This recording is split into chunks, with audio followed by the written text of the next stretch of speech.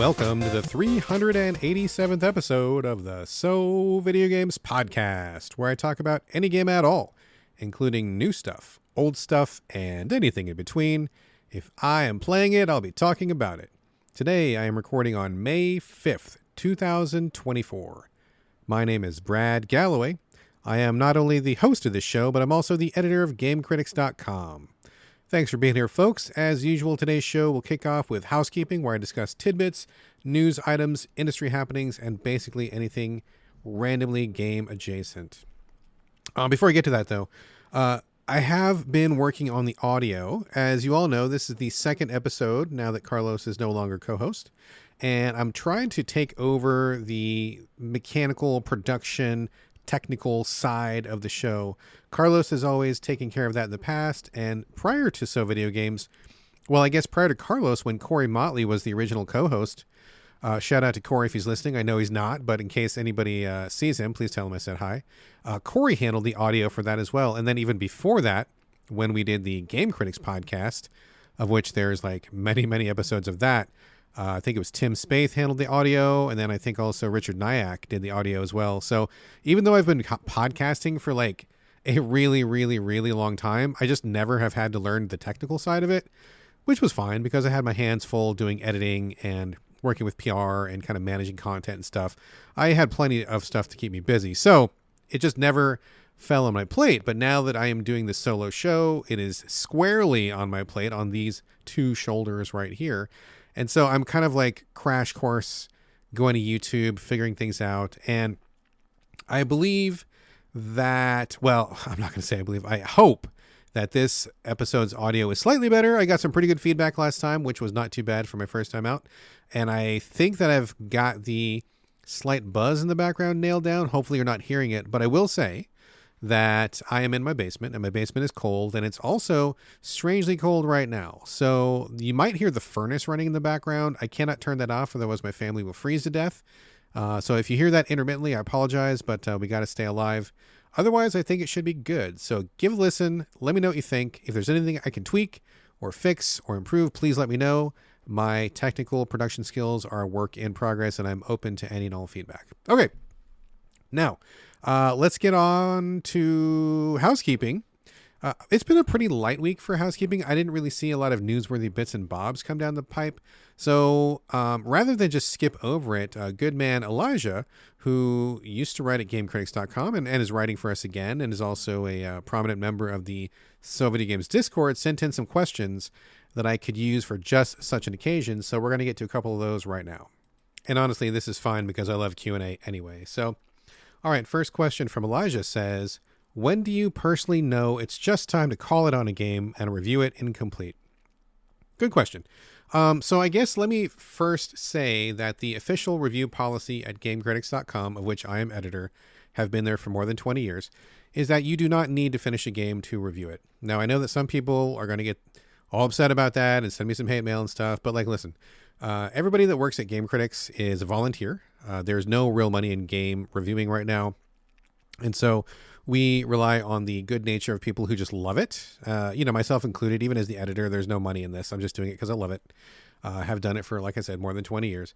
And so, number one, I'm not going to force somebody to play something or devote like 100 hours to something if they don't want to. So that's the first thing. But that said, that doesn't mean we're going to just like dip in, play 5 minutes and slap a number on something. So the official editorial stance of that at Game Critics, which is also my personal stance, is that you don't need to roll credits on something, but you do need to play something long enough and to understand it enough and to have enough of a grasp on it to speak intelligently about it. There are some caveats, so just hold tight for a second. So, for example, if you're playing, I don't know, like Slay the Spire, right? Like Slay the Spire, classic game, really good. You could put 100 hours into that and not finish it, right? Because it's a really tough run. I've come very close myself several times, have never fully completed it. So even though I'm a big fan of that, I know that like rolling credits should not be a prerequisite to reviewing that. So I would be like, okay, if you're going to review this, play it, understand it, be able to comment on it, talk about how it stacks up to others in the genre. But you don't need to roll credits because that's a really big ask of someone. Same thing goes for like oh, I don't know, like, just any average game. Like some RPGs can be 50, 60 hours on the low side, sometimes more than 100, 150 hours. I can't ask anybody to devote that much time because when you look at other reviews, like movie reviews, you can watch a movie in 2, 3 hours tops if you're watching a Marvel movie, right? You can read a book if you're a fast reader. You can read a book in a day or two if you're a fast reader. If you are a music critic, you can hear a whole album in like an hour or less. So there's lots of things. Restaurant review, you can eat a meal in half an hour. So the economics of game reviewing just don't match up because most games require way, way, way more time than a book or a movie or a meal or anything like that. So that's kind of where we stand. I'm like, be able to talk about it, be able to have a sense of it, be able to defend that sense, be able to fully explain that sense. And I think that's fine. And the reason I think that this is okay is because quite unlike almost every other review site out there, we tell you exactly how much time somebody put into a game at the end of every review. So if you go down to our reviews, you'll see the reviewer will say whether they finished it or not. And it's just right there. It's in bolded even. It just says, game was completed or game was not completed. So it's right there. And also they'll say reviewer put in, X amount of hours, 5, 10, 20, whatever, just how much they put in. So the person reading the review can jump down and be like, well, I want to know how much of this game this person saw. And that will tell me how much weight to give their review. So if you're a person who thinks that no review should ever be written until a person rolls credits, that's fair. That's your view. It's not my view, but it's yours. And then we tell you up front. You can skip down to the bottom, see if the person completed it or not. And if you feel like that person didn't put enough time in, feel free to skip. Just bounce. Just, go to some other review. You can find 1,000 of them on Metacritic or whatever. And that we're being as transparent as possible, right? Like we're human beings. We're finite human beings with a limited lifespan. We're not infinite vampires who can play games for an eternity before we review things. It'd be great if it was. But, we just want to let you know where we're coming from. Now, the only real caveat to that is if a game is heavily story-based, right? So a lot of games are not heavily story-based. Like there's a lot of action games where it really doesn't matter what the story is. There's a lot of mechanics games, structure games, like in Slay the Spire. It doesn't matter what the story is. There is a story. I mean, I would challenge people to even tell me what it was other than Slay the Spire, right? Like that's the basic story right there. So there's a lot of games where it just doesn't matter what the story is. And in those cases, I don't care about that. But there are some narrative-heavy games where a lot can really hinge on how the story wraps up. So in the case of a story-heavy game, something like, I don't know, Nier Automata or one of the Final Fantasies or, something where like the plot or like a graphic novel, graphic novels are all about the plot. So if there's a plot game where the story is the thing, Danganronpa even, that's the thing where I'm like, okay, no. You really need to finish this game because you can't really comment on the whole experience. You can talk about the mechanics and stuff, but for a game like that, people are going to want to know about the story. Does it wrap up? Is it satisfying? How's the character development? Do you feel like the narrative arc was good? Like those things you really can't comment on until you've seen the whole thing. Just like I wouldn't ask somebody to review a movie without seeing the whole movie because story matters in a movie. Well, most of the time anyway. Same thing for a game. So in a game where the story isn't really the focus, we're fine letting those go without being fully like completed, But in a story-based game, we do ask that people finish those all the way. But again, we'll disclose all that stuff at the end of our reviews. And in fact, if you've never seen one of our reviews, I invite you to come to GameCritics.com, read those, because we give you as much information as is humanly possible. We tell you exactly what we did, how we played it, what's in there. We also give you control information, colorblind information, deaf and hard of hearing information, parental information. We give you as much information as possible so the reader can make the decision for themselves. So hopefully that will give you a good idea of where we stand on that because, we can't satisfy everyone, but I think what we can do is just be as transparent as possible and let people decide for themselves. Okay. Next question. Do you think someone could produce something like Roblox without the horrendous lack of ethics? So, okay, good question. I guess what we should do first is like explain Roblox. I bet a lot of people listening to the show probably have never played it. I have never played it myself, but I have watched 1,000 hours of it over my son's shoulder. He's really into Roblox. He plays it literally every day. So from what I gather, Roblox is kind of like a framework where kids can go in and either make their own games with a set of tools that are provided by the Roblox owners. They can make their own platformers, driving games, fighting games. My son loves the fighting games right now. It is bonkers. He's got a lot of like anime style fighting games with over the top kill animations and special moves and move sets and stuff. He plays those like literally every day. So kids can make all those own games, and then they can post those for other kids to play. Or if you don't want to create your own games, you can just go in and just play games that people have made. And there's like a cajillion of, like, so many of them. It seems like every kid on earth is in Roblox at one point or another, right? If you have never seen Roblox for yourself, if you don't know what it's about, trust me, it is legitimately, and without any exaggeration, it is one of the biggest things in video games on earth right now. So I don't know exactly what Elijah is referring to. And if anybody wants to follow up, or Elijah, if you want to follow up, that's great. What I have heard about Roblox is that there are some interactions which are unsavory, where maybe pedophiles will get onto Roblox and chat with kids and pretend to be a kid themselves. And, you know, I've heard that there was at some point some maybe hookups happening, or attempted kidnappings happen. Hookups, that's the wrong word. I apologize. That's not what I meant to say. What I meant to say is, like, you know, like a pedophile kind of trapping a kid, like luring them out or something like that. Hookup was absolutely the wrong word. My bad. Or sexually explicit materials being exchanged, something like that.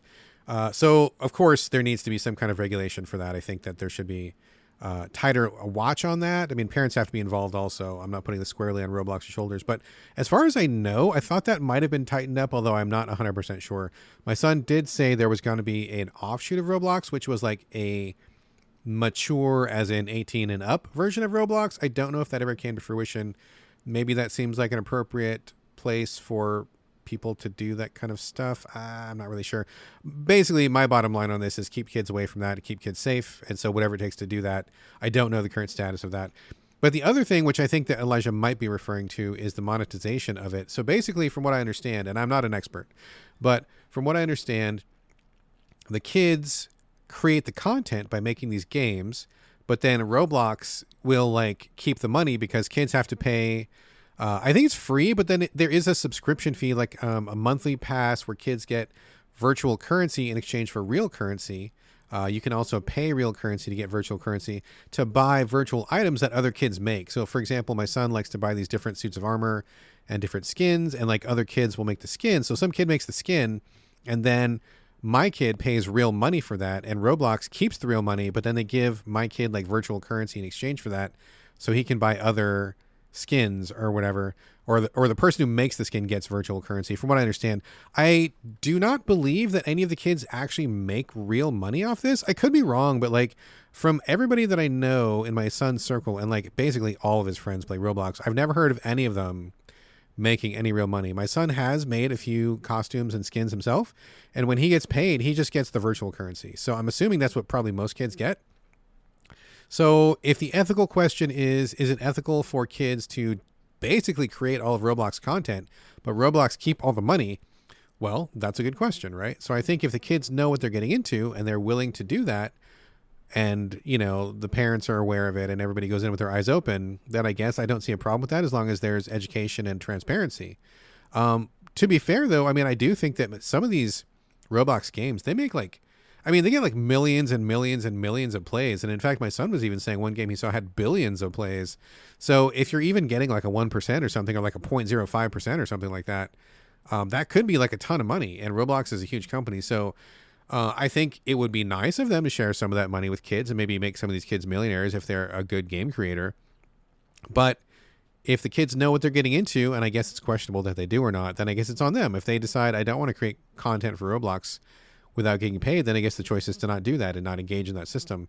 So I guess it really comes down to how much transparency there is. And if that's not what you're talking about, Elijah, please let me know. And again, I'm not an expert on this. I just know what I know from looking over my son's shoulder. I have not studied up on like the economics, the recent economics of Roblox. I know that my friend David Jagno, who's on Twitter, he actually literally wrote the book on Roblox. So I check in with him every once in a while when I need to know what's up. I couldn't get a hold of him this morning, but you know, he is probably the best person to ask about that stuff. So hopefully that kind of sort of answered your question. And if I'm horribly wrong on this, or if I have misunderstood something, please let me know, because I fully admit that Roblox is not my usual expertise. Last question from Elijah, and then we're going to move on to the main content of the show. He says, can you find one nice thing to say about the game you hate the most? Well, gosh, what game do I hate the most? I don't know that I even have a list of games that I hate. I try to move on. I try to stay positive. I try not to dwell on things, because when you start to hate stuff, it just like poisons you on the inside, and I don't need that. I've got lots of stuff going on that I worry about, or that bothers me, or things that are wrong in the world. Like, I got more than I can handle right now. And I got to be honest with you, games are nowhere on that list. Fascism, the genocide in Palestine, the sham democracy here in America, American quote unquote healthcare, which is like another scam, lead in Lunchables. I mean, there's like 1,000 things that I'm more upset about than games. And so I'm not even mad about games, bro. But if I had to answer this, which I will, I think one thing I can say about any game that I hate is that probably it runs. I can say that if I bought a physical copy, I could use it to stabilize my wobbly desk by putting the disc underneath the leg that's 1 inch too short.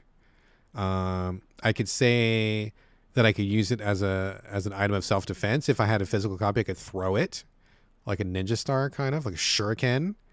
What else could I say? I could also say that probably it's someone's favorite game. I think that's true. You can take any game in the world, even the worst game in the world, worst game you can think of, it doesn't matter.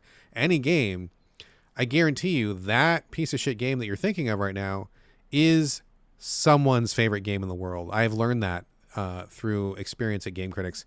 Some games that I thought were just terrible, that were irredeemable, that like had nothing going for them, that no one could possibly like them. Nope. There is always, trust me, friends, trust me. There is always someone out there who loves that piece of shit game like nobody's business. And they write into me and they tell me that vociferously. So no matter what game it is, one thing I can say is it's somebody's favorite game. That is absolutely a truism. So there you go. All right, Elijah, thank you so much for your questions. I really appreciate it. You have given me something to talk about here in the housekeeping section, which I would have otherwise had nothing. So thank you. Very grateful. I've got more questions in store. I got one from Grabloid coming up next episode. And so if you would like your question read here on the show, please send it in to me. We've got all the contact information coming up at the end. So just drop me a line, hit me up on Twitter, hit me up on Blue Sky, Instagram, Discord, email, whatever. Get a hold of me and I absolutely will read your question. That is a promise. Before I get to the main portion of the show, I'm going to just like do a really quick tangent here. When you get old, and I'm oldish. When you get old, your body starts to fall apart. Like actually, literally starts to fall apart. And I think one of the bad habits I've discovered that I've started doing when I get older is like I start to snore a little bit. I was never a snorer, or at least no one ever told me I was in my younger years. But I have discovered that I have been snoring a little bit. And sometimes I'll wake up and like my mouth will be like really dry because my mouth has been open and I've been snoring when I've been sleeping. I'm sure it looks atrocious. I'm sure it's not a good look. But there's this new thing coming out and it's like mouth tape for snoring people. And so it's just like what you think it is. It's some kind of like medical adjacent tape that you put over your mouth. Almost looks like you're a hostage or something. Like you put it over your mouth. And then it's supposed to keep your mouth closed so that when you sleep, you're breathing through your nose, which means you're not opening your mouth to make the really super loud snoring sounds. Your mouth isn't going to be super dry, so you're going to wake up like refreshed, right? That's the theory anyway. So my wife got some of this and she's like, oh, let's try this out. So I'm like, cool, let's try it. So I put some of this tape on my mouth and it was fine at first. It felt weird. Like I'm kind of silencing myself as I get ready for bed, but I put the tape on, whatever. It's just like a little circle of tape. And I go to settle in, but then I'm like, oh no, I think I need to sneeze. I probably should take this tape off real quick. And I tried to take the tape off because I didn't want to like sneeze and have my cheeks explode or whatever, right? So I take the tape off and it ripped off like so much of my lip skin. I was like, oh my God. And like, I was bleeding and like, I had these little, like I'm having these little spots that are gone from the surface of my lips and it hurts so bad because lips are so sensitive, right? So heads up to anybody out there. If you do snore, I sympathize with you. There are many other types of ways to try to solve this, many remedies, but my suggestion would be to avoid the snoring mouth tape because man, my lips hurt so fucking bad right now.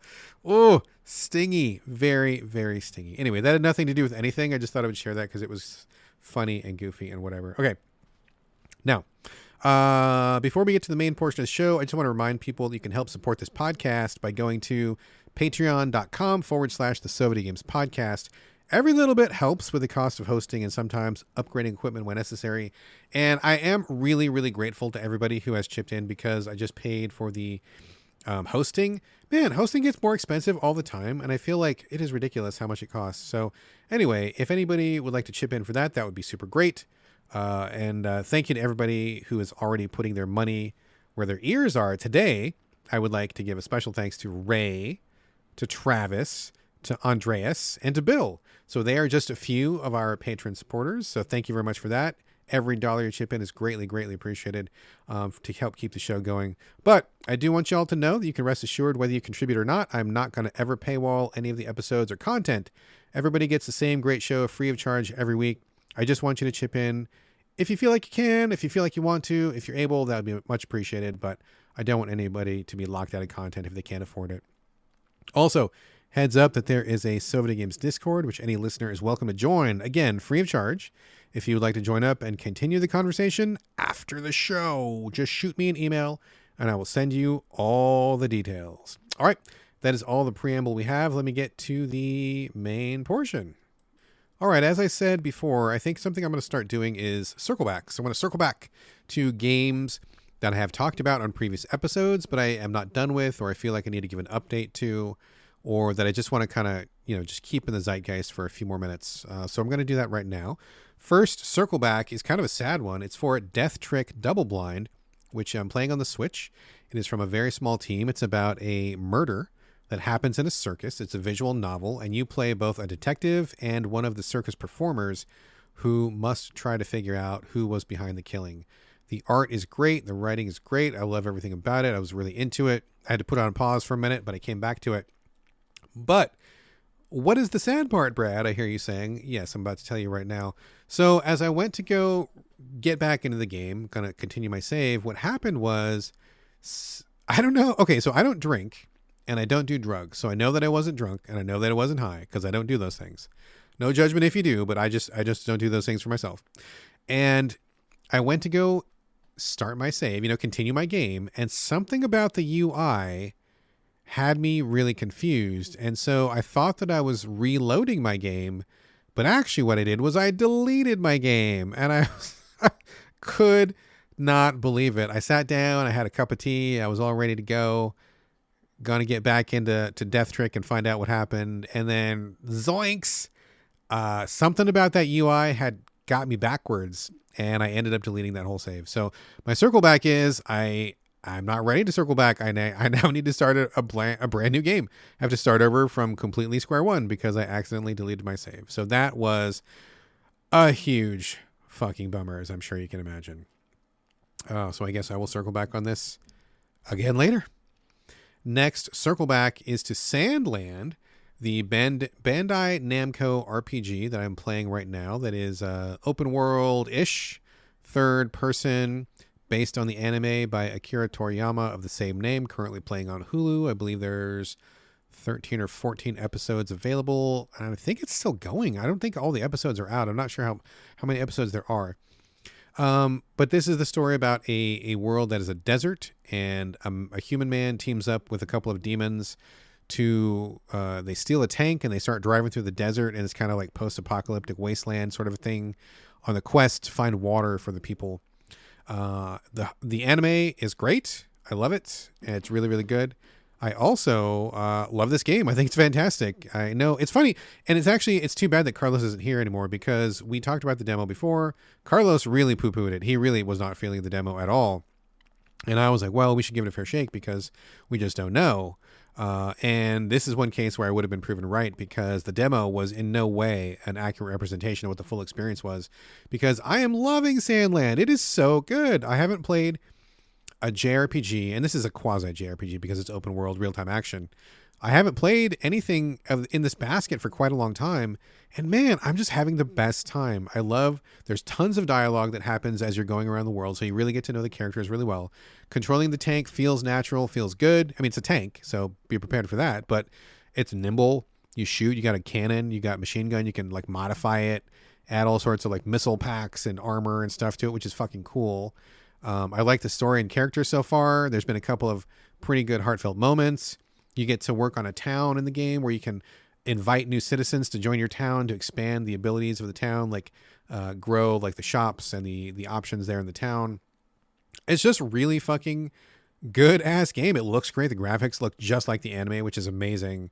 So the circle back here is Sandland is fucking great. Like it's really, really good. This is definitely going to be, I mean, unless it takes a crazy nosedive and halfway through or something, it's definitely going to be in my top 10 of the year. I'm just having like the best time with it. Just, I can't wait to get back to it every time I step away. So Sandland is definitely a huge thumbs up.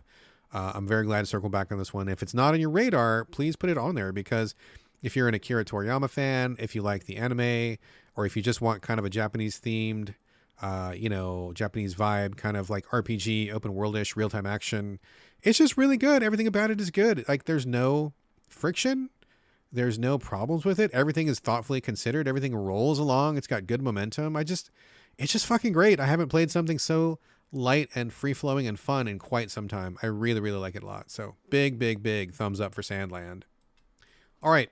First brand new piece of coverage for the show, a game called Outer Terror, coming to us from Ratalaika Games. No, if you're a longtime listener of the show, you know that there has been a long kind of love-hate, mostly hate relationship for Ratalaika Games, because they are experts at cutting amazing trailers. Every trailer they put out is straight fire.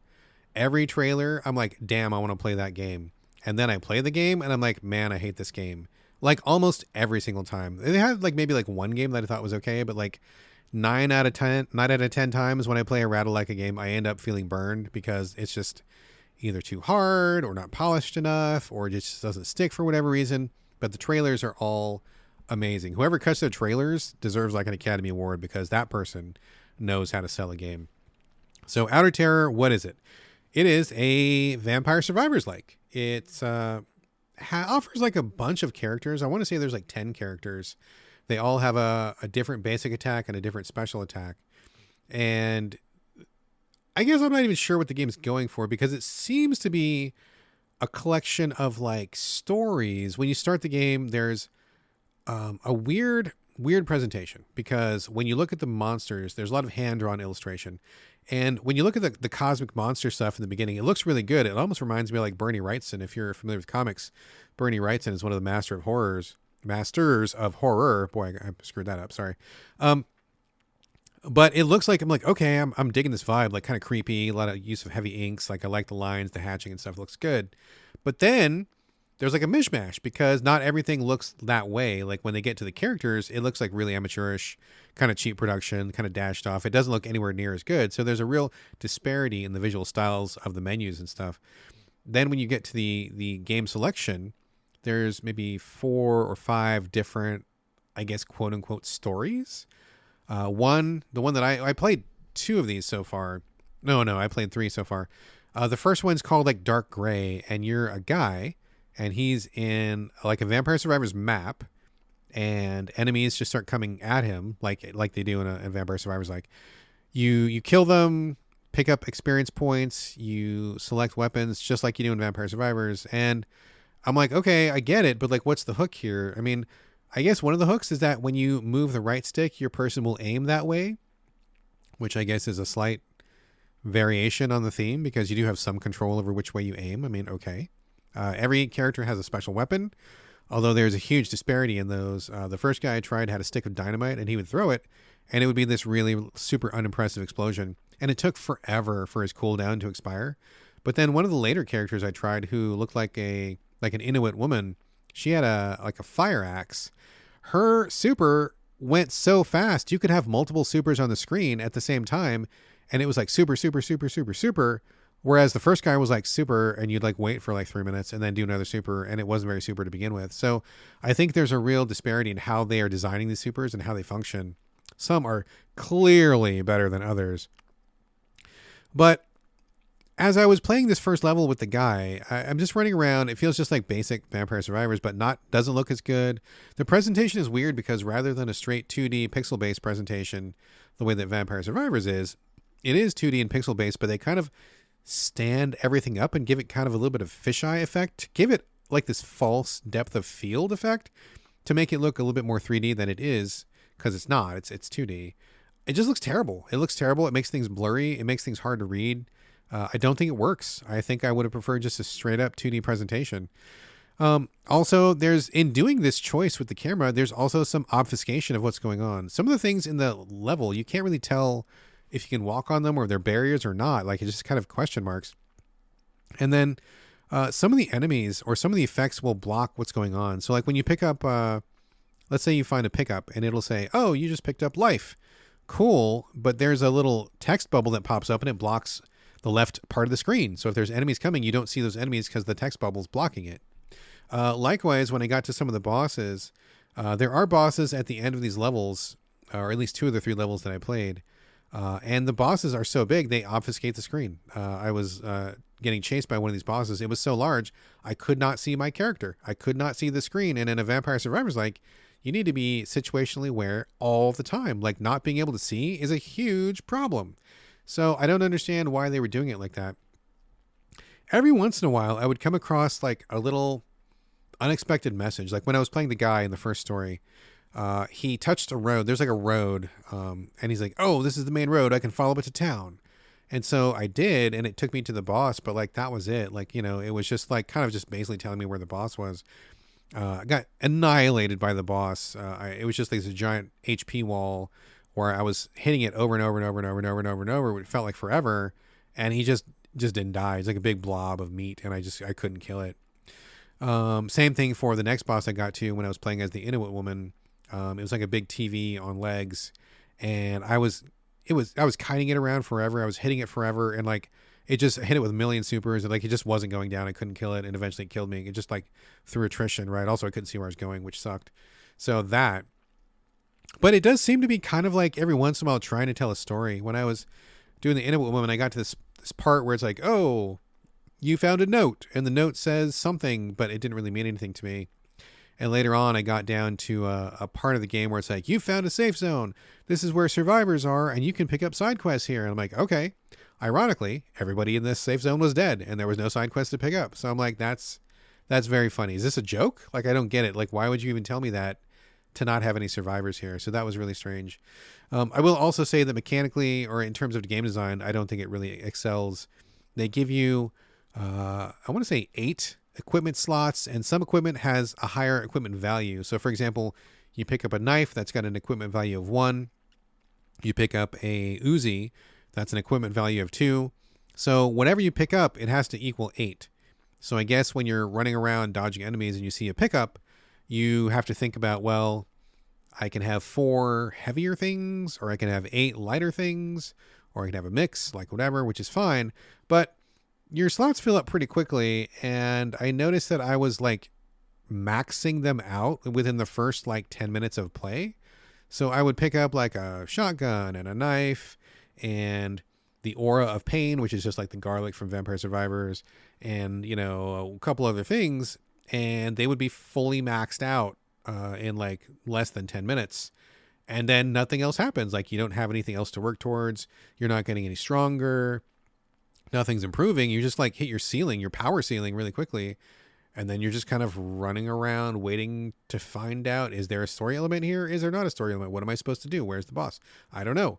And so it just gets dull really quickly. And I just don't know really what they're going for. It seems like they want to tell kind of a mission-based game, but it doesn't work that way. I think they need a lot more clarity on that. Seems like it also wants to be a Vampire Survivors type game, but I think they're missing some of the master strokes that make Vampire Survivors the hit that it is. I mean, I think people are just kind of assuming that's a really easy game to copy, and it's super not. Like, Ponkel deserves a lot of praise because their formula is so polished and so magical. Like, it's just like crack. Like, you sit down and like, man, you're just like addicted to it. But these other people who want to do a Vampire Survivors, like, it just does not hit the same way. There's always something about it that doesn't quite work. There's always something about it that isn't quite right. And this is another example of that. I will say also that in one of the games I played, there's a character that looks like Harley Quinn, and she starts off in a desert. I'm like, okay, well, let's see what this is about. What's her power? Her power is the ability to summon a little dog that goes with her, which is cool. I have to assume it attacks people. But in her level, there were no enemies. And I was very confused. I'm like, there was no story elements. that I found. I feel like I covered the entire map. It was a small map, and I got to the end of it. I didn't see anything. There was nobody to shoot. So that was kind of confusing to me. It's a Vampire Survivors like, but there's literally no enemies, so I'm not sure what I was supposed to do. So I ended up just quitting out of that because I couldn't figure it out. Was it a glitch? Who knows? So anyway, long story short, Outer Terror, I don't know. I mean, I like the idea of this kind of like maybe vignette story type focus, putting a different spin on a Vampire Survivors formula. But like literally like none of this worked for me, and I feel like there was a lot of problems with it, and I just did not have a very good time. So there you go. That is Outer Terror, coming to us from Ratalaika Games. Next game is Library of Ruina, Ruina, playing this on the PS5. I believe it's on Xbox as well. I think it's on PC. I don't know if it's on Switch. I would not recommend it on Switch. It must be impossible to see what's going on Switch. This one is a very, very confusing one to me. I've heard about it a lot. People were telling me I should check it out because I like card-based deck builders. I like games that are a little bit left of center, games that try something new. And this is true for Library of Ruina. And on some levels, I think it's really cool and I like it, but I also super don't understand it. So what is it? You start the game as, I don't know, a guy. You're like a fixer. This is like an alternate universe where it's kind of like this weird future crappy city where there are fixers and there are people who are getting taken advantage of and lots of crime happening. And you are a fixer, which I guess I'm not even sure what that means. Maybe just like a thug or somebody who does tasks for bosses. But you get transported to this library, this like extra dimensional library, where the librarian tortures you and then recruits you into her service, and you become her emissary, I guess. And then at that point, you must lure other people into the library to take on this challenge that she's putting forth. There's supposed to be some ultimate book in the city that the librarian wants, and she needs to find clues. The way that she does this is by luring normal people into her library dimension. And when they get there, if they take on the challenge, which means usually fighting you, if they win, they get to choose whatever book they want and leave, and it's usually valuable, so it'll help them out. If they fail, which means that you defeat them, they become books and they don't leave. They die, basically. So kind of like a death game in the library. Kind of a cool idea. The story is a big part of this, and it's very unusual in that it's not well told, but I did understand what was going on in large strokes. And I do actually kind of like it. Like, I think that it's almost like this kind of narrative shorthand where the developers are not filling in all the blanks completely, but they're giving you enough to kind of get a sense of what's going on. And I have to imagine that as the game progresses, you probably will learn more and more. It seems like there's quite a bit of story to this. And it was kind of good. Like, I wasn't fully grokking the whole thing, but like I was getting enough of it that I'm like, okay, I get the vibe. I get this. This is pretty good. I see what you're going for here. Kind of like Persona Light, way less verbose, but a little bit here, a little bit there. I felt like it was enough to keep the thing moving, but not enough that I was like drowning in lore. So that was pretty good. Like, that was all right. I think the graphics were fine, kind of like hand-drawn 2D stuff, typical like JRPG style cutscenes with hand-drawn art. When you get in the battle screen, it's like a little field, enemies on the left, you're on the right, deck of cards at the bottom of the screen, and you kind of choose which cards you want to play, and it'll be like a series of attacks or defends or whatever. I mean, the card play from what I saw was pretty standard, but it worked well from what I can gather, but I don't gather everything. So it sounds like a win so far, right? But like, the thing that I'm not saying yet, or the thing that I haven't really gotten to yet, is how much of this game absolutely confused me. And I don't even know how to even fully describe it, but what I feel like is that, similar to the story, I feel like the people who were responsible for making Library of Ruina, I feel like they are very smart. I feel like they had a very clear goal in mind. I feel like they wanted a specific experience. And I feel like they were probably very good at making that experience come to life. I feel like it probably works. But the problem is, they don't explain enough of it. It's like when you're talking to somebody and they have the full picture in their mind, so they know what they're talking about, but they only tell you like a little bit of it. They don't give you the context. They don't fill it in for you. and they kind of expect you to connect the dots on your own. But if you're lacking that shared context, you just don't know. So I feel like what's here is actually very cool, but the developers were not giving me enough to get me on board. So for example, there's lots of systems in this game, a ton of systems, a ton of small details, a ton of menu boxes, a ton of stats. And half the time I had no idea what they were doing. I didn't know what they meant. I didn't know what they signified. The tutorial tells you just the absolute barest bones basics to get started. And then you just have to kind of like trial and error figure things out. So for example, I go to this cutscene, I lure a guy into the library. I win because he's like one of the very first enemies. So he's obviously a pushover.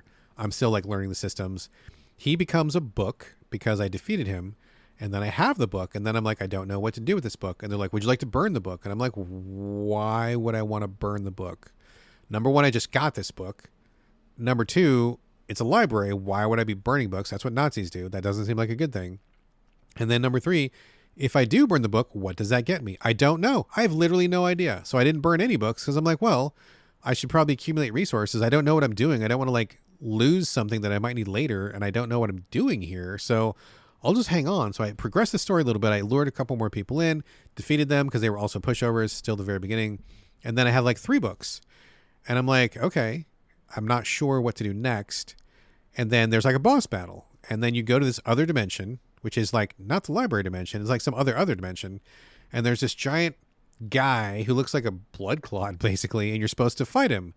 Not sure exactly why, because the game is like, it throws a lot of terms at you, a lot of jargon, and it doesn't really explain it very well. It's like, when the emotional status of your battlefield becomes intense, then you will go to this other dimension that can be modified by so-and-so. And I'm like, dude, I don't know what you're talking about. I feel like when you talk to like a math professor, and if you're a math person, maybe this doesn't apply to you, but to me, I'm not a math guy. So like my math professor would be like, oh, well, you take the hypotenuse of the thing and you do the zigzag, you take this up and down, you do this thing, like just do it, right? And I'm like, dude, I have no idea what you're talking about because I'm an English major.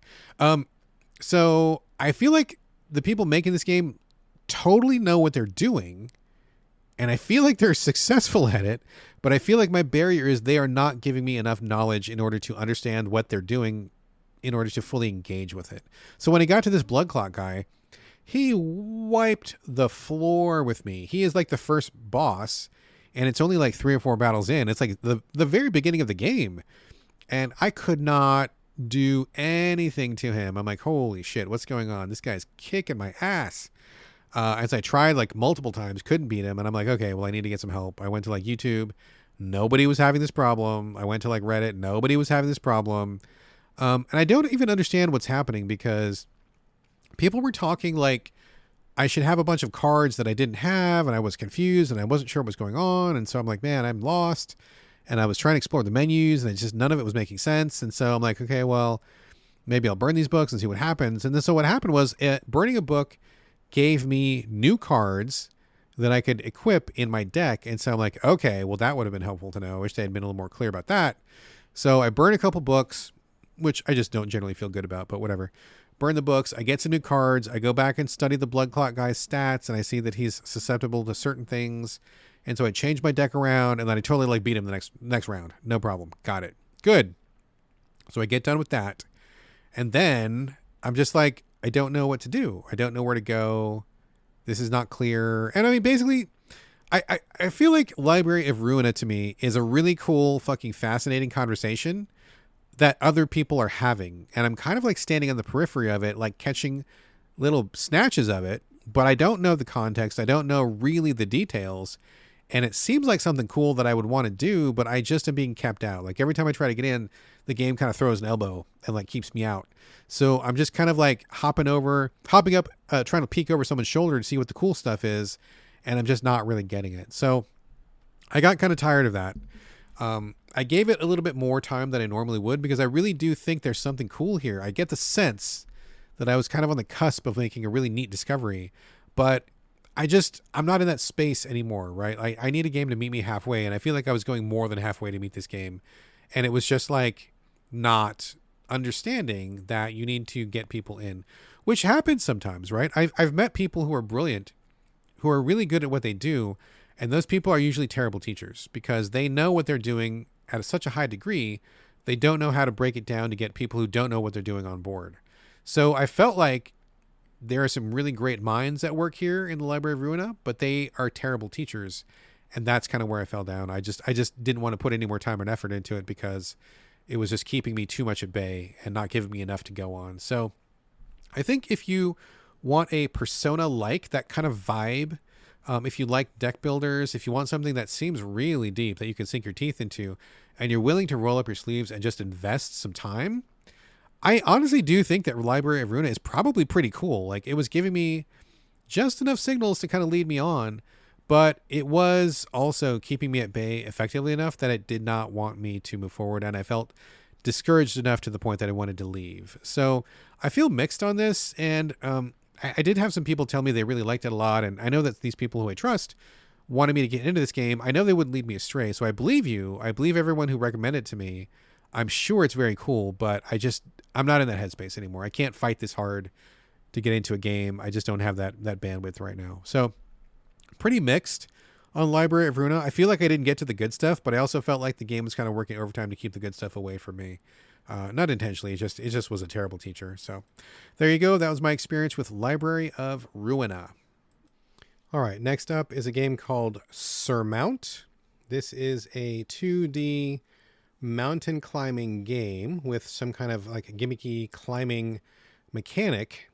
Not to be confused with a roguelike mountain climbing game called Insurmountable, which I will be covering in the future. Very excited about that one, but this is Surmount. This was, I believe, a game made during the COVID years. I think it was made with just two people. I don't know if they were working fully remote, if they were roommates or something, but I remembered reading a little bit about this, that they came up with the idea at some kind of a game jam and made this during COVID. So this is, like I said, 2D. The characters look like Mii characters from Nintendo's past. They're kind of like cartoony looking, like big bobbly heads and these kind of stubby arms and stuff. There's a big mountain that is the biggest mountain in the world, and it is also kind of like a roguelike mountain because the structure always changes, and no one has ever gotten to the top. And so you want to be one of the people who climbs to the top of this mountain. You start the game and you're on a bus. The bus breaks down, and this is kind of like a little tutorial teaching you about the mechanics of climbing. You get through the mechanics, and then you get to the main town, where there's like a little city here. You have people to talk to. There's like a job board, I believe. There are side quests to do, and each one of these side quests has like different tasks associated with it. Somebody's like lost something, you got to bring it back, or somebody needs you to do some whatever for them. But basically, they all involve like climbing in some way. And this is not only a one-player game, but I think it's primarily positioned as a two-player game. I think they want you to play with your friends, but it is also a one-player game. And I got to be honest, I don't know how you'd even play this with two people.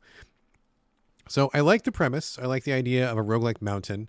I like the idea of climbing games. I'm into these, and I think I'm not going to say that I've played every climbing game that's on console, but I've played most of them for sure. And they all kind of have one form of climbing mechanic or another where you're kind of putting hand over hand and scaling vertically. Surmount does something different. And I got to be honest with you folks, I don't think that it fucking works. So before I get into the climbing mechanics, which essentially sinks the entire game, I think the graphics are cute enough. I'm not a big fan of the Mii style characters, but it's fine. I like the idea of a roguelike mountain. I like the idea of a small town where you've got side quests. I like the idea that there's lots of stuff to do. It's a much deeper experience than I first had bargained for, and I think that's good. So I think those are all good. The problem is that I absolutely fucking despise the climbing mechanics, and since this game is all about climbing, that's a big problem. I hate it. I think it feels terrible. I feel like it's squirrely. I can't stand it. I couldn't get the hang of it. I think it's awful. So why am I ranting so much? Here's what it is. You take this character and you can customize your character. When you're on specific surfaces, you're doing this weird thing where like, I don't even know how to even explain it. Like you stick a hand on and you grab with the hand, and then you have your other hand and you kind of go like hand over hand, but in a 2D fashion. And you kind of like rotate, like you put your right hand down, and then your entire body flips up with your right hand being the pivot point until your left hand makes contact with the surface, and then you grab your left hand, let go of the right hand, and then you flip your whole body over to grab with the other hand. Like you're kind of cartwheeling up the side of a mountain, which is really weird.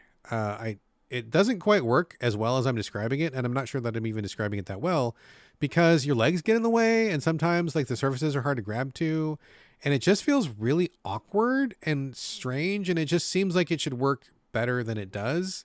I don't think that part works very well, but that part works 1,000 times better than the other part, because there are these other surfaces where you're on them, like the surfaces. So the part I just described is when you are like beside a surface.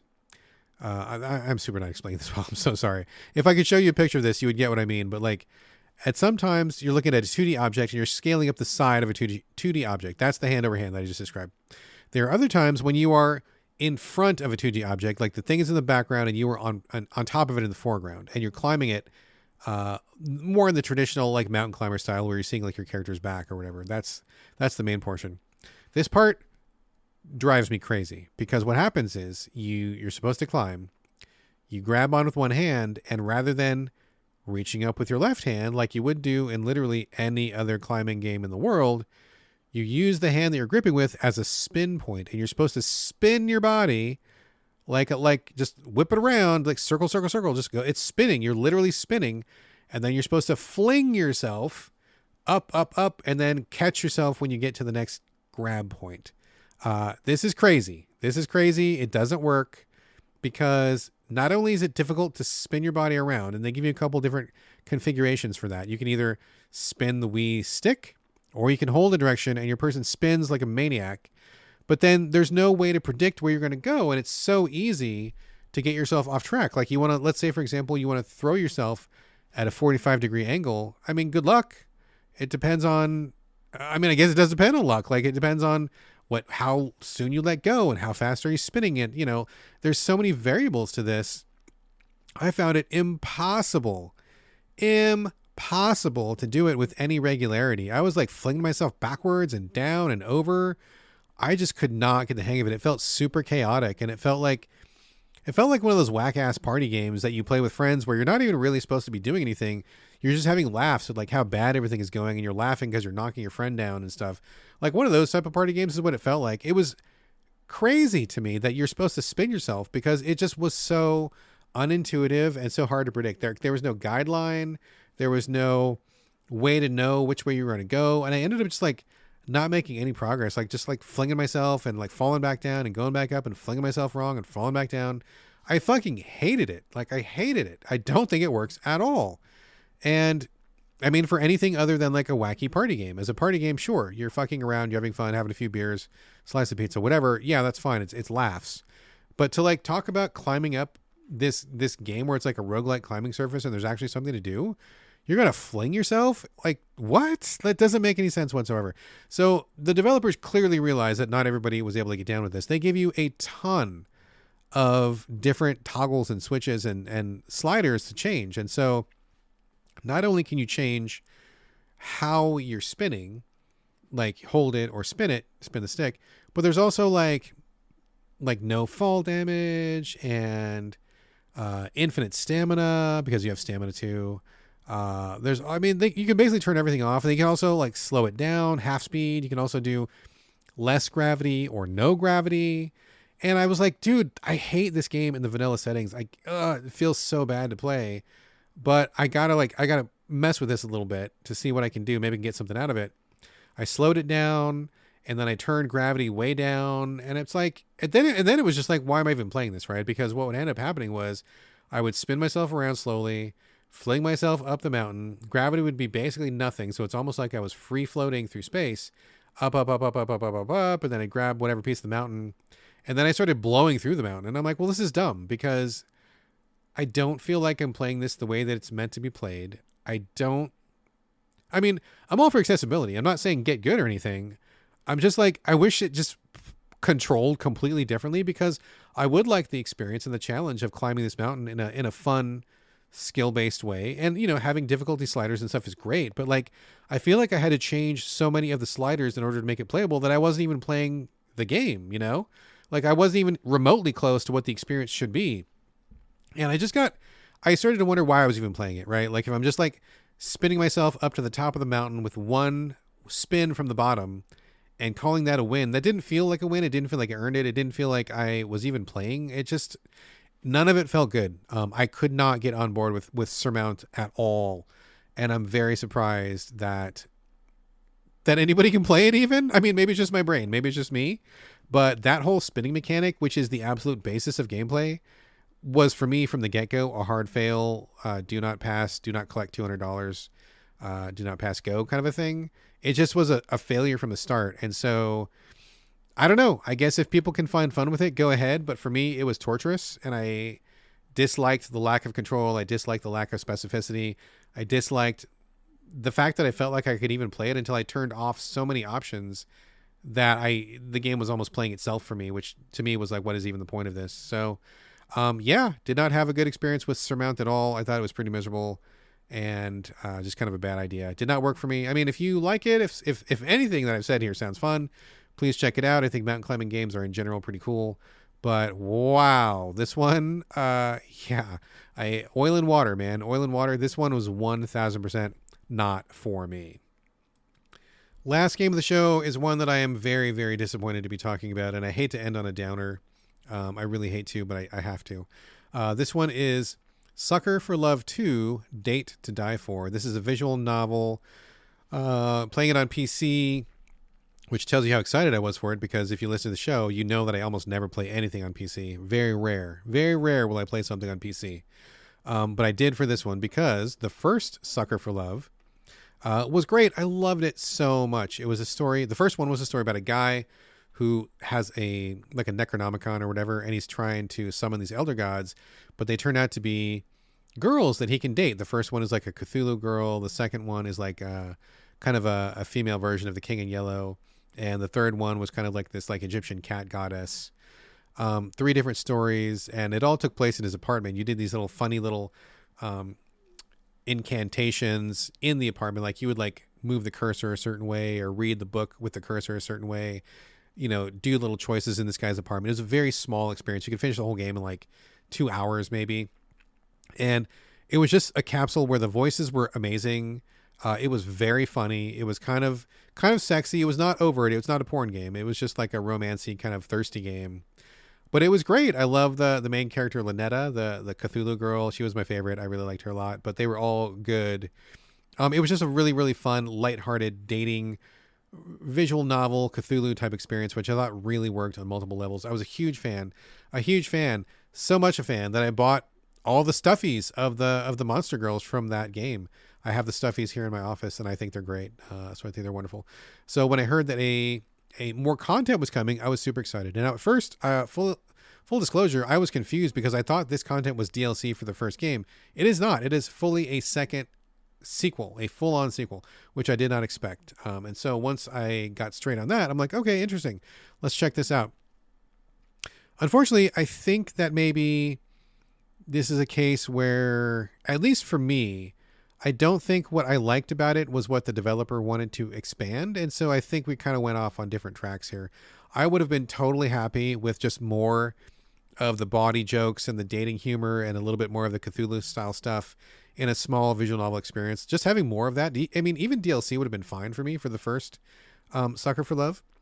But this one is very different. So what happens is you play a completely different character. You play a woman. I want to say her name is Stardust, I think. And she's in this town. I don't know where this town is. It does not seem to be the town from the first game. She walks through town.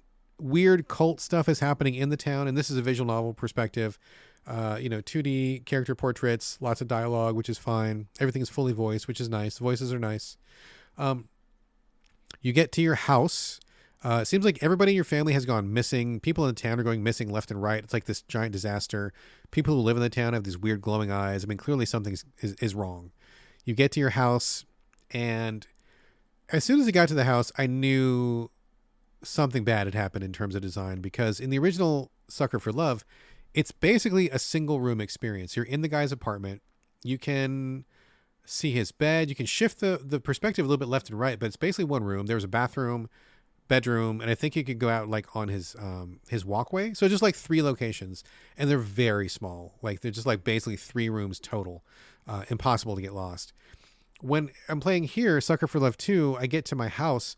Most of the game takes place in the house, and the house is much larger than your apartment. There's a lot of rooms. There's a bottom floor. There's a top floor, and all of the rooms look alike. It's really hard to figure out where you're going, and there's a map. It's so large that you need a map, and so you're constantly referring back to the map. You're not thinking about the talking. You're not thinking about the dating. You're thinking about, wait, where do I need to go? I'm lost. I'm confused. Oh, shit, I went the wrong way. I got to go back. Like, I'm constantly looking at the map, which was a drag. You get to your room and find out that the people of the town have summoned one of the elder gods. They spell it funny, but her name is basically Roxanne. She's like the black goat of the woods. She's like this super busty anthropomorphic goat lady who's cool. I think she's fun. But basically, like, you just have to figure out how to release her from the grasp of the cult. And the way you go about this is by doing, again, a number of incantations like you did in the first game. But rather than everything being there in the room with you, you have to kind of search the house. And so you're spending a lot of time going back and forth in the house. We're trying to remember which room had the thing that I needed. Wait, where was that candle? Wait, I needed that piece of meat. Was it over here? Where was it? And you're kind of getting lost. You're looking at the map constantly. And then to make matters worse, the cult in the town is in the house. And so you'll often like open a door and then the cultist is there and it's like, meh, game over. And so you're getting a lot of these like jump scare game overs, which are just a drag because you have to like load the game back up. And I feel like everything outside of doing the incantations and talking with Roxanne is a waste of time. It's just like a lot of fluff that I don't feel like adds to the game. In fact, I feel like even it detracts. Walking through these similar doors, similar hallways, not being able to intuitively know where I'm going, looking for these items. It just seems like extra for no real reason. I don't know why it's here. It's not adding the experience for me. And certainly getting jump scared and killed by the cultists is not adding anything to the experience for me. I just want to do, little romantic back and forth. I want to do some, little just jokes with Roxanne and that kind of thing. So I feel like what I liked about the first game, and I really love the first Sucker for Love. If you haven't played it, I absolutely recommend it. It was just like a blast. It was so fun. This one kind of gets away from that, and like it delivers a smaller amount of fun, and it dilutes that fun by making you go through the house in these confusing pathways and getting killed a bunch of times. It just didn't work for me at all. It just felt like it was dragged out to an extreme that just took too long. It's a much longer experience than the first game, but needlessly so. I don't think it really needed to be. I would have been totally fine with a 2-hour experience. So, a bummer. I don't think this one was on target. I think it kind of went astray and I was disappointed. It was nice to, I don't think it's really much of a spoiler to say that some of the characters from the first game do make a cameo, but really this is all about Roxanne, the black goat of the woods, and she's cool, but I don't know, just a bummer. I just didn't think it was as fun. I didn't think it was as concentrated and as simple and straightforward. It didn't need all this other stuff. It feels like bigger for the sake of being bigger, not that it really added anything to the formula. And I was pretty disappointed by that. So, did not have as nearly as much fun as I wanted to. And that was a big bummer. So I'm going to say Sucker for Love 2, Date to Die For is kind of a miss. It's kind of a miss. But if you like the idea of dating Cthulhu style elder gods, check out the first Sucker for Love. It's really good. All right, folks, that is the main portion of the show. My reviews for this week are officially done, but I do have a few non-game things to mention. In fact, more than a few non-game things to mention. First, I want to wish a happy birthday to my son. He just recently celebrated his 15th birthday, so happy birthday, kid. Also, very close to my son's birthday, my wife and I just celebrated our 19th anniversary. Love my wife very much. She is my favorite person in the whole world. She is my absolute best friend. We spend as much time together as possible. She literally saved my life. We met when I was in kind of a dark place, and meeting her was like the best thing that could have ever happened to me. And so I'm really glad that she went on a date with me when I asked her, and that things worked out, and that we got married, and it's just been the best. I am the man I am today because of her, and I owe her everything. So she is just, she is just like the best possible thing. The best part of me. I really love her so much. So I'm very happy to say that we are celebrating 19 years. That's excellent. I'm very glad about that. And I will say it doesn't feel like 19 years. The phrase time flies when you're having fun. We must be having fun because it in no way feels like 19 years. Because when you say it out loud like that, it feels like a long time. But when I think about my wife, I just think about the fun we have. And I feel like, I don't know, like in a weird way, like we're still just like not getting to know each other really, but just like we're still like doing fun stuff and we're joking and we're like goofing around, and it still feels like so fun and energetic and fresh. It doesn't feel like 20 years at all. Like that time just like flew by. So we must be having a good time. So happy anniversary to my wife. Love you very much.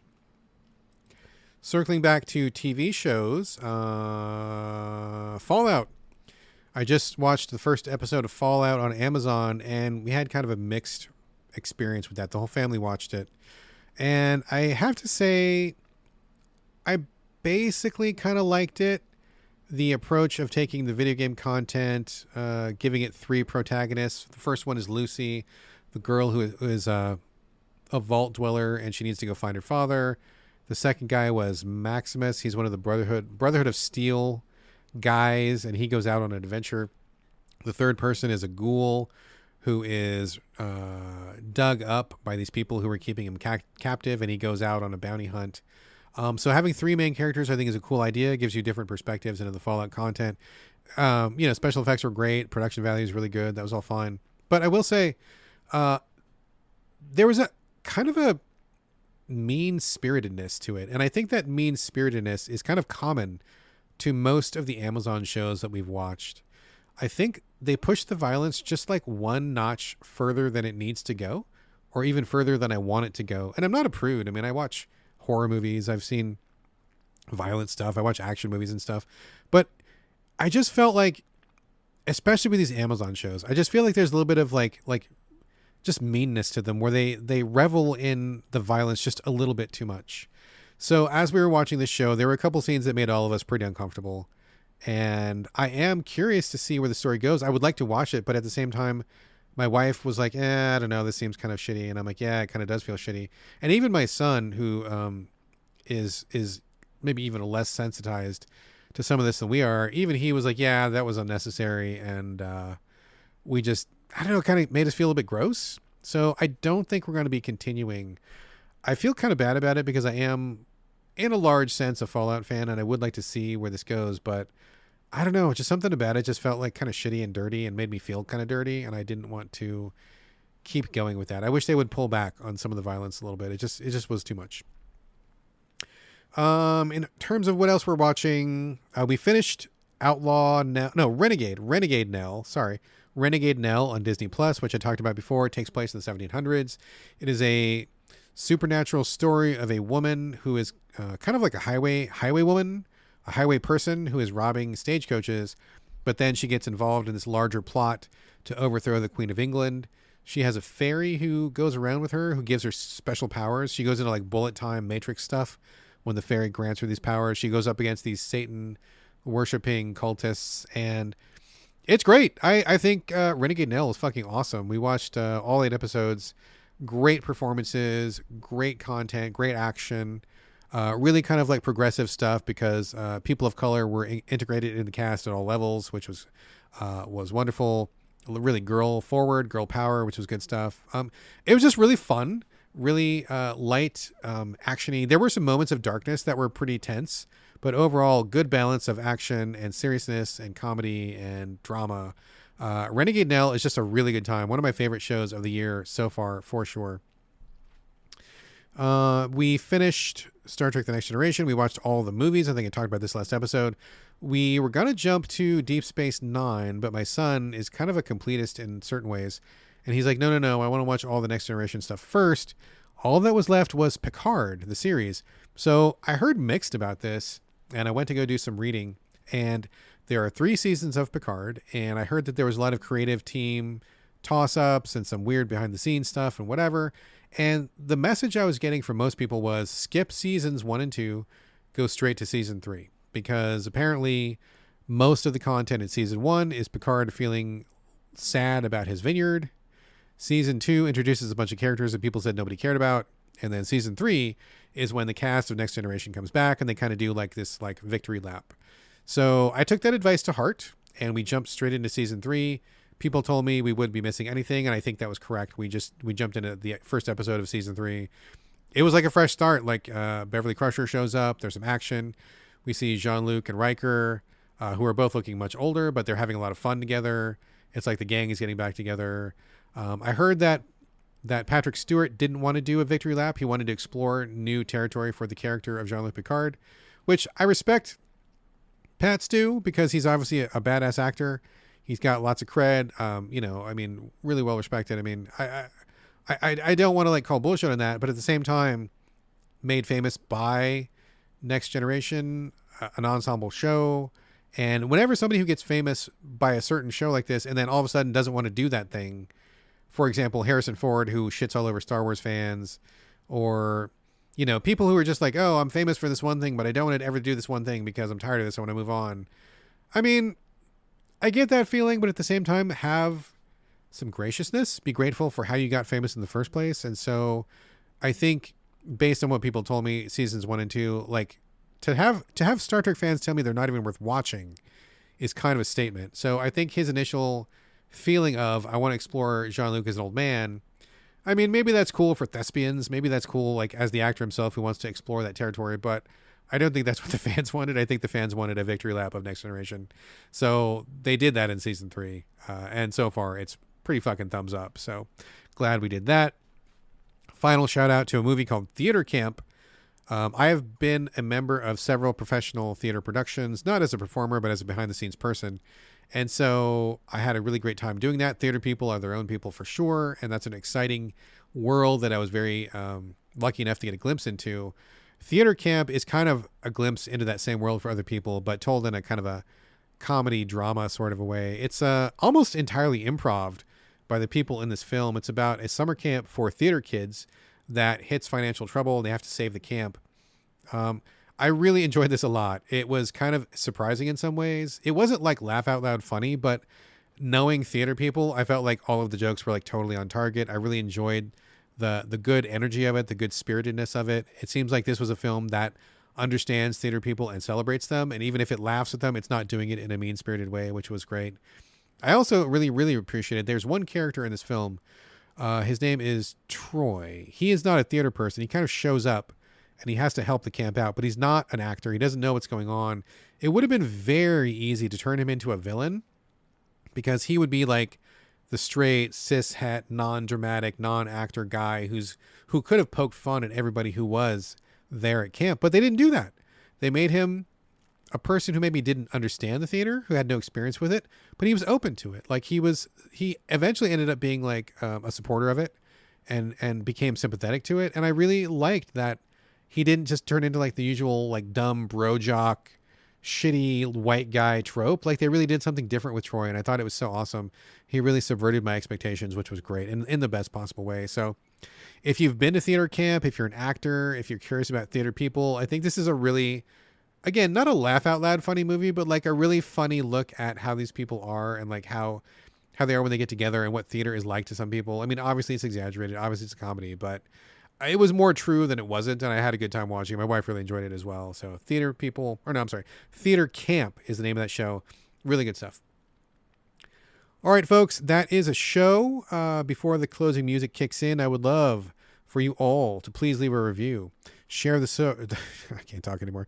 Share the show on social media. And most important of all, please recommend So Video Games to your friends, because nothing beats good old word of mouth. And again, if you would like to support the show and help with the cost of running this podcast, you can do that over at patreon.com/the So Video Games podcast. And if you want to join our Discord, you're more than welcome to. That is now free of charge. Just let me know. As always, please send in your questions and comments. Hit me up, sovideogamespodcast@gmail.com, or you can reach me on social media. You can find me on Twitter, Instagram, and Blue Sky. It's my name, BradGallaway. All A's, no O's. And this is going to do it for episode 387. Thank you again for joining me here on the So Video Games podcast, and I'll see you next week.